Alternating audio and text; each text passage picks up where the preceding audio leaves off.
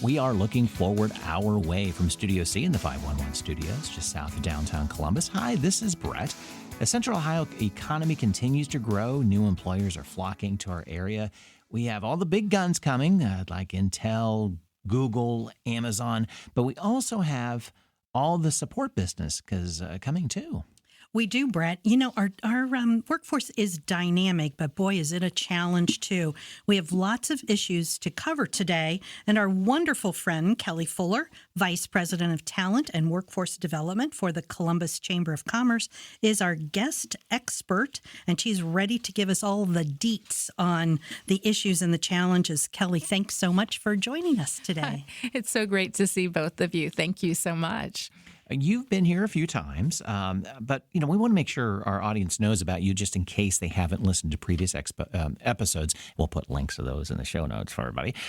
You give us a quick overview of your background and your responsibilities at the Columbus Chamber. Sure. Thank you so much, Brett. So my role at the Columbus Chamber of Commerce is Vice President of Talent and Workforce Development. And basically, in a nutshell, what that means is I'm a resource to the 2,300 plus businesses that are members of the Columbus Chamber. And that resource takes shape by helping our businesses find and keep talent to fill all these critical roles that are currently going unfilled. So when an employer approaches and says, gosh, I've got 50 openings and I'm not getting any traction, I'm not getting applicants, or the applicants I'm getting don't seem to have, exactly what we need, then my job is to help direct them to agencies, organizations, educational institutions where they could plug into talent pipelines. And we're big champions of underrepresented talent pipelines like refugee and immigrants. And I know we can explore that more in our conversation.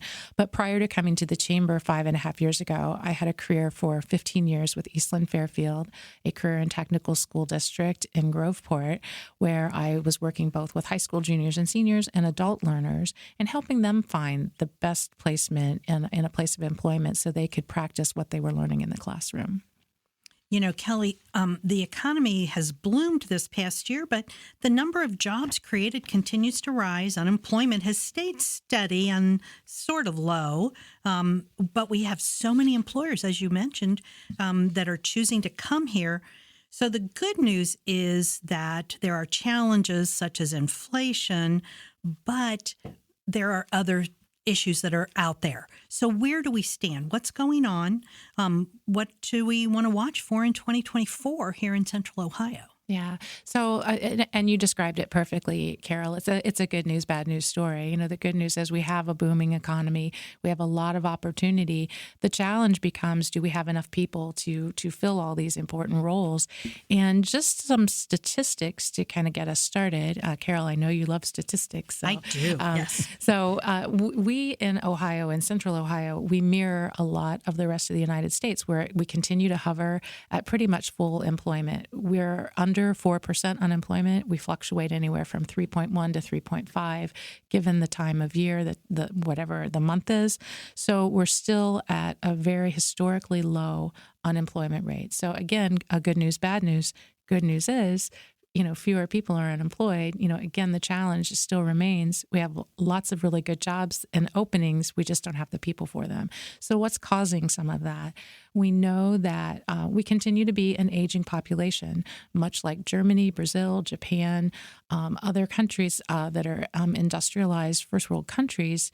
We're continuing to see our population become older, and we're having fewer new people being born. By 2030, in the United States, we'll have more people age 65 and older than we'll have under the age of 18. So that continues to put a squeeze on how we look at workforce currently in the workplace and those that we can either get to return to the workplace or that we can encourage as they're coming up and growing up to join a particular business or industry. So we really have a lot of work to do to make sure that of the 1.5 job openings for every one unemployed person, that we can really kind of better direct people to their education preparation and what they need to do to fill some of these roles. Right. And I think that the beauty of statistics is having the information, but the problem with statistics is to understand the numbers that you're looking at. So when people hear unemployment rates, there are specific parameters of how that's measured. So unemployment at 3.1%, is not folks who aren't looking for a job. It's not students. It's not folks over 70. It's the folks who are able to work, ready to work, looking for work, which is a different picture than all the other folks that we have out there. What it's also not counting are people who could work, want to work, may or may not be looking, but can't for family reasons. Yes. It's not counting the people who are taking care of children because you can't find childcare, or taking care of parents because there's no place to send them and you can't afford assisted living. It's all those kinds of issues that are hanging out there that I think are also still really critical in Central Ohio. They are. And I'm glad that you put some meat on the bones there, because we too often get kind of hung up on just looking at one indicator without looking at so many of the societal reasons that people either are unemployed or underemployed or chronically unemployed. They might go into a job for a month, 2 months, 3 months, and then have to step out for a period of time and come back for all those reasons that you described. It could be childcare. It could be caring for an older family member. It can be transportation.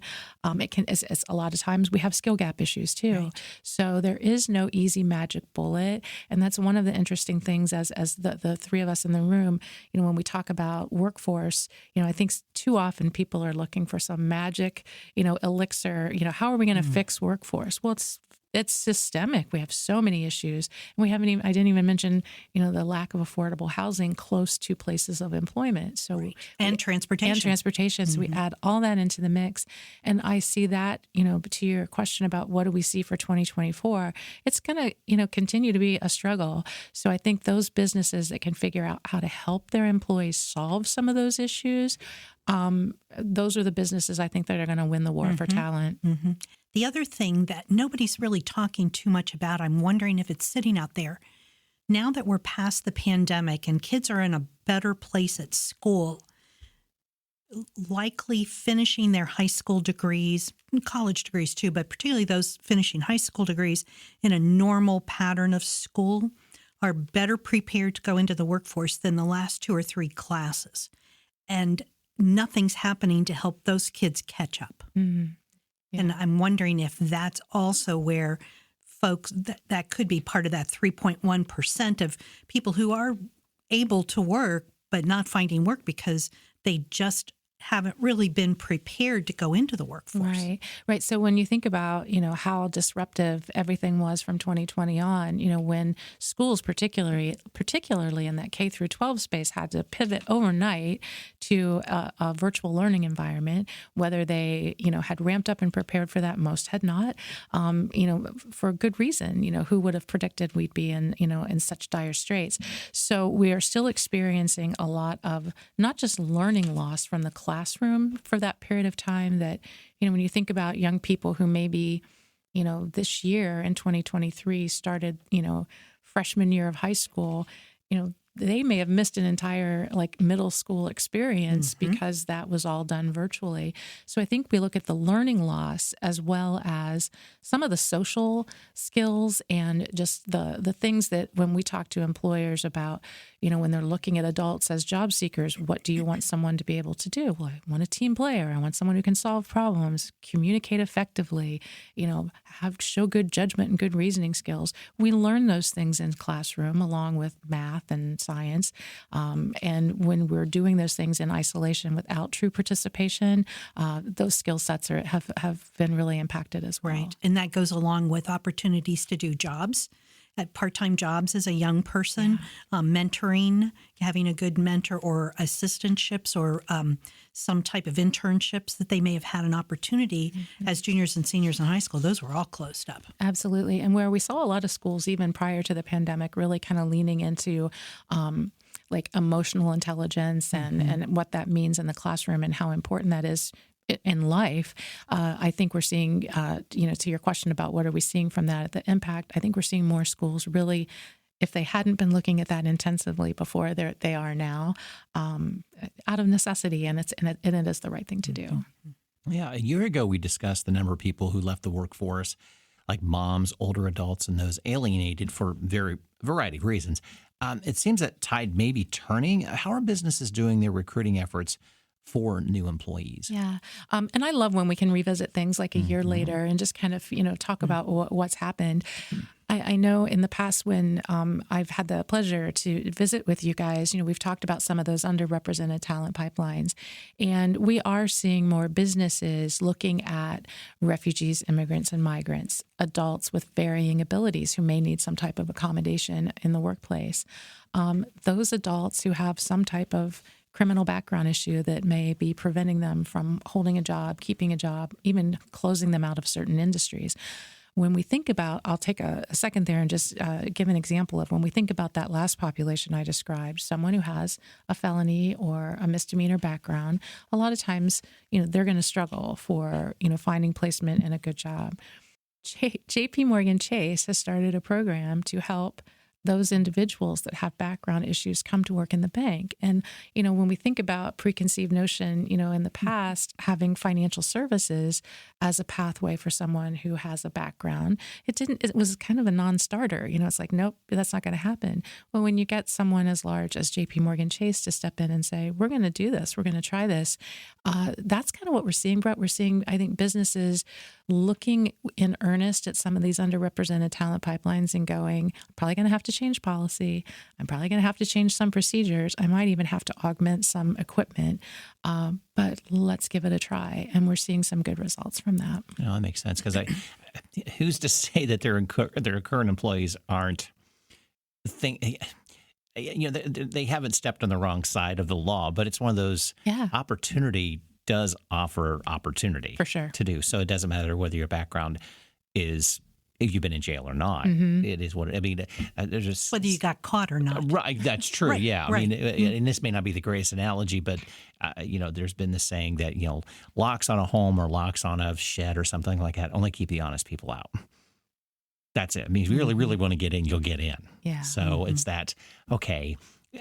You got to give. I would think give that person some grace. That okay, they screwed up, and maybe they don't want. They just screwed up. Yeah, give them a chance. And it could have been a long time ago. Right.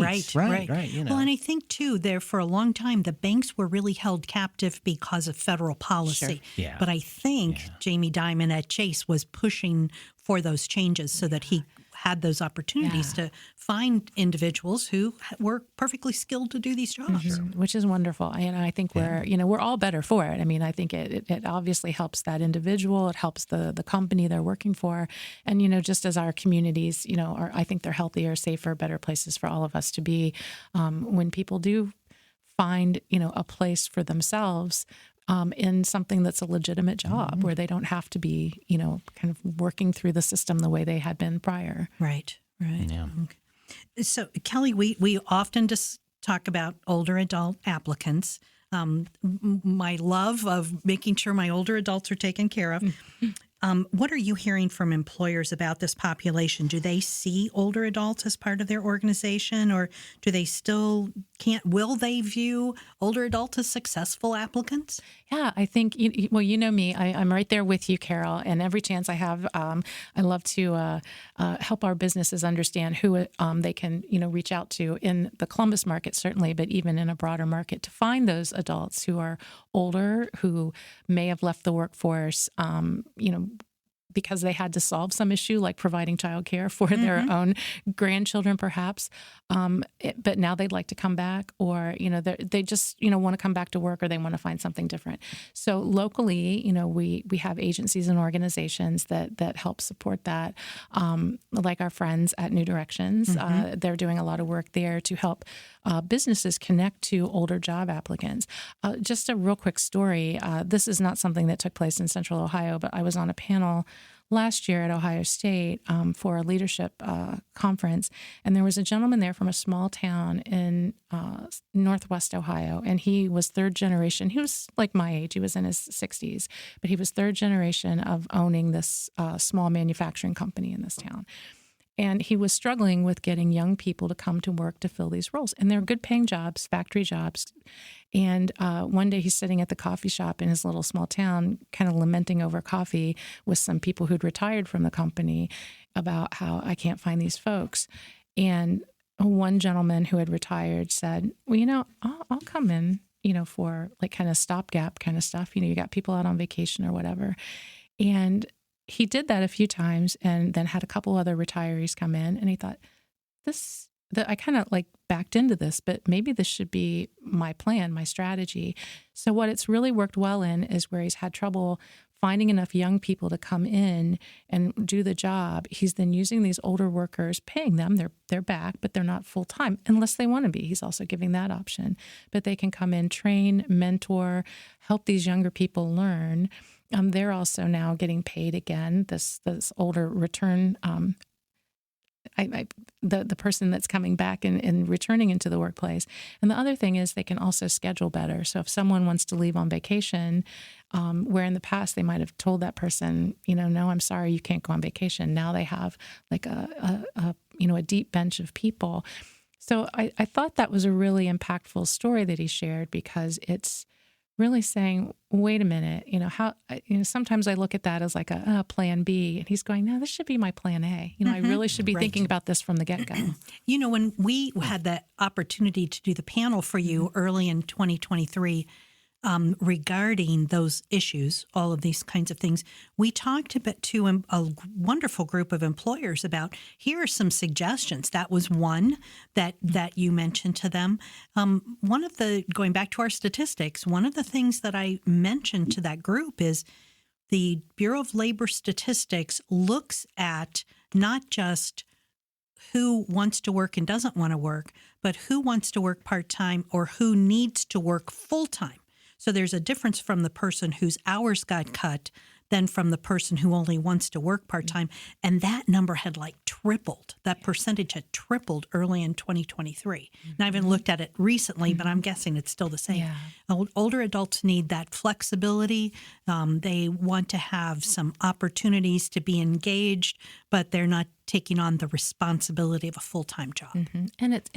And it works beautifully. I mean, I think when we talk about multi-generational workplaces and how, that transfer of knowledge, can happen.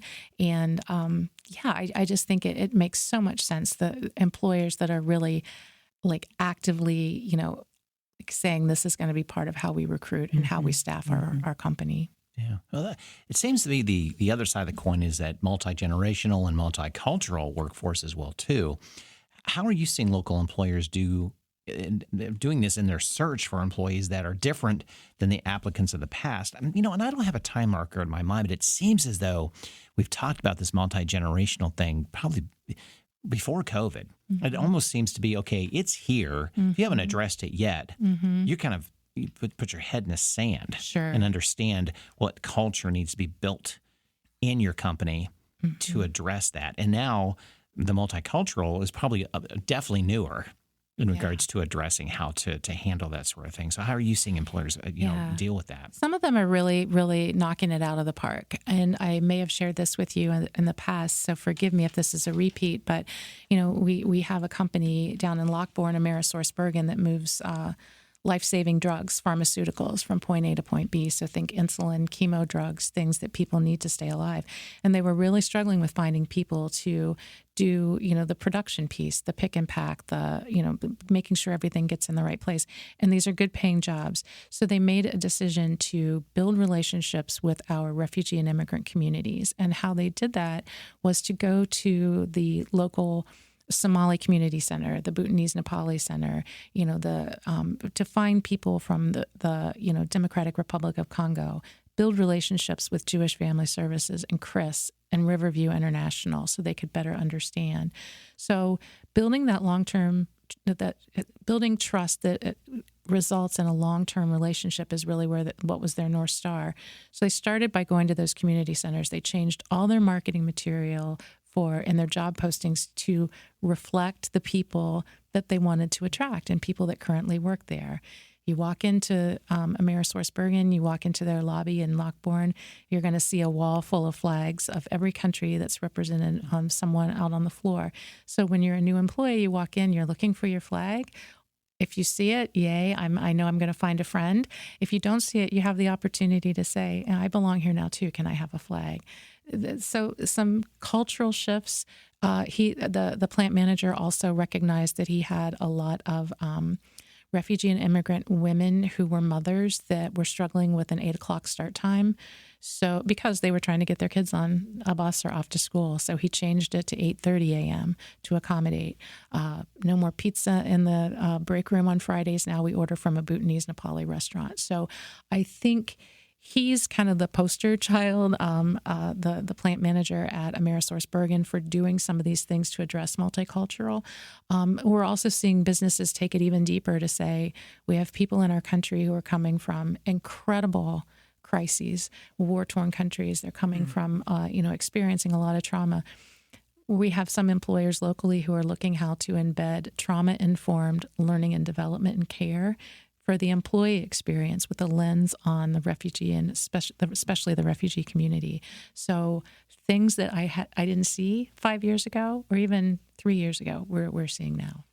Kelly, if an employer hears this and says, I need to come up with some ideas like that, who is out there supporting them? They can call you at the chamber. Are there other groups that are SHRM or whomever? Are they helping employers come up with these great ideas? Yeah, so SHRM operates here locally as HRACO, Human Resource Association of Central Ohio. They have a very strong, they're also a member-driven organization, much like the Chamber, and their focus is obviously on, HR and talent professionals. So they convene pretty regularly. They're a great resource.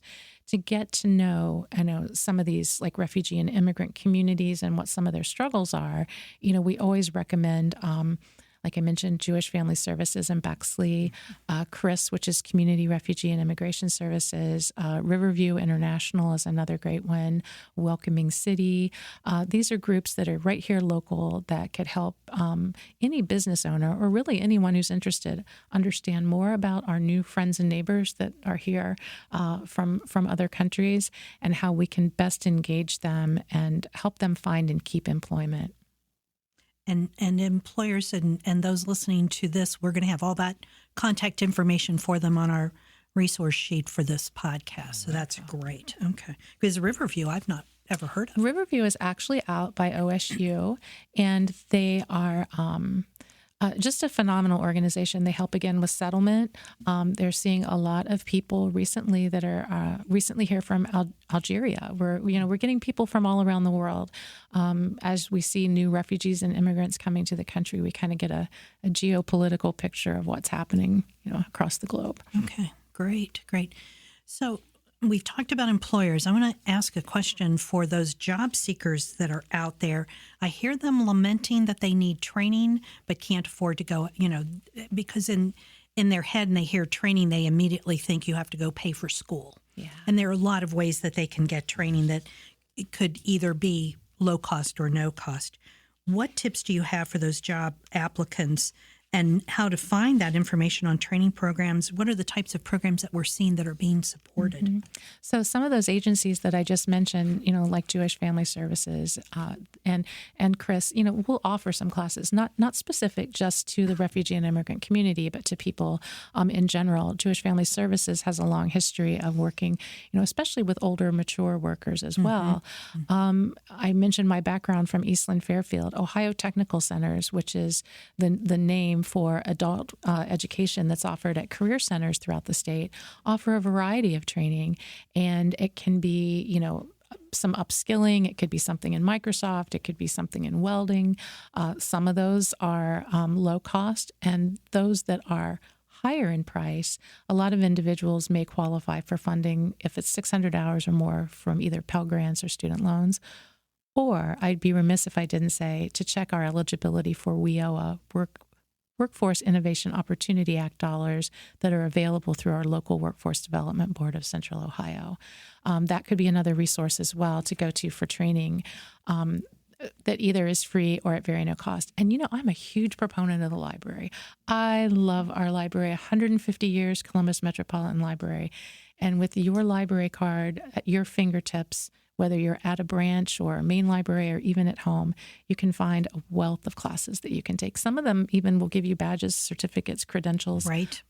So really, think about what your local library branch can do for you. And you don't have to even live in the city of Columbus to have a Columbus library card. I don't even live in the county, and I have a Columbus library card. And our libraries now they're just beautiful. I mean, we have obviously the flagship downtown that's, our gorgeous main branch, but as I'm out in the communities and suburbs and seeing some of the branches and some of the neighborhoods here in Columbus, they're just wonderful spaces and very supportive and encouraging lifelong learning, regardless of where you are in your life. Right. The LinkedIn Learning courses, which there's normally a very large fee, are all free to anyone with a Columbus library card, and you're talking about tens of thousands of courses. Yeah, it's phenomenal. And the main branch of the library, if you haven't been there yet, downtown Columbus on Grant, they've opened up a space upstairs for specific to businesses and nonprofit.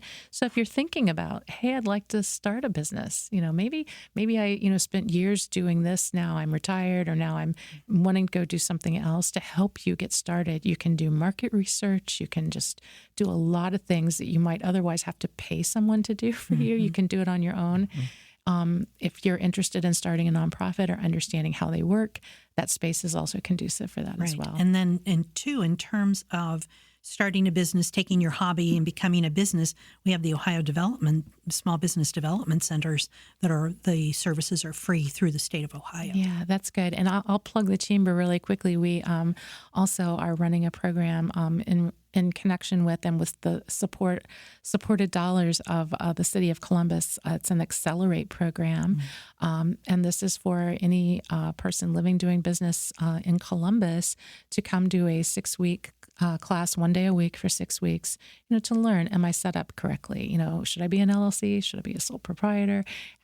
How do I really make my website look better? All those things to really help prepare a person who's starting off in business to be as successful as they can be. Wonderful. Are there resources available for local employers on building their capacity? I mean, possibly programs or services that could support their recruiting and training efforts? Yeah, that's a good question too. So, I mentioned the Accelerate program that the Chamber is running. We were one of 6 that the city of Columbus selected for that. Others are in that space too. ECDI, they're here local. They can help with that. The Workforce Development Board of Central Ohio does some amazing things to help businesses get ready to expand, to grow their business, to figure out how to train and hire people. So yeah, I'd say, we have some really good stalwarts here, but we're also always looking for some new faces in that space as well. Wonderful. Kelly, I love this program when we get to talk about what's going on in the workforce in our area. And it always goes too quickly. Before you know it, our time is out. Before we end the program, we always ask our guests, give us your last words of wisdom. What didn't we talk about today? What do you want to make sure people hear about?